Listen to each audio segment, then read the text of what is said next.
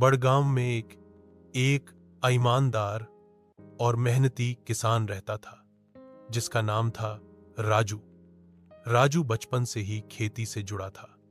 उसके पिता भी किसान थे और उन्होंने ही राजू को खेतों से प्रेम करना सिखाया था।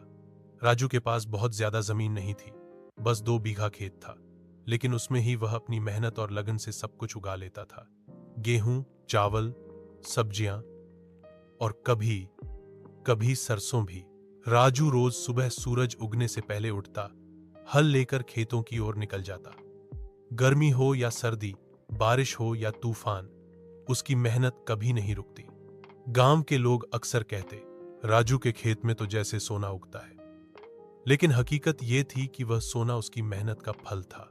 एक साल गांव में बहुत बुरा सूखा पड़ा। बारिश बिल्कुल नहीं हुई। ज्यादातर किसान मायूस हो गए। लोगों की फसलें बर्बाद हो गईं। कई लोगों ने खेती छोड़ दी और शहर की ओर पलायन करने लगे। पर राजू ने हार नहीं मानी।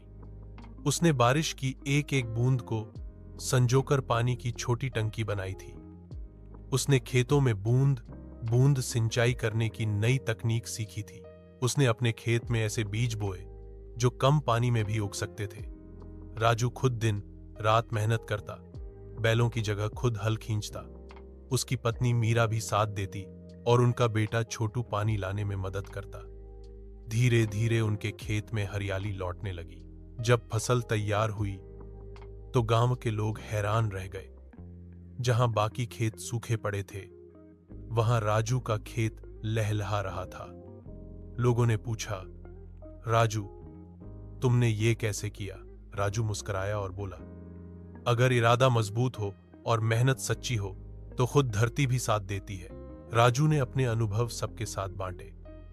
उसने गांव के किसानों को जल संचय, कम पानी वाली फसलें और प्राकृतिक खाद के बारे में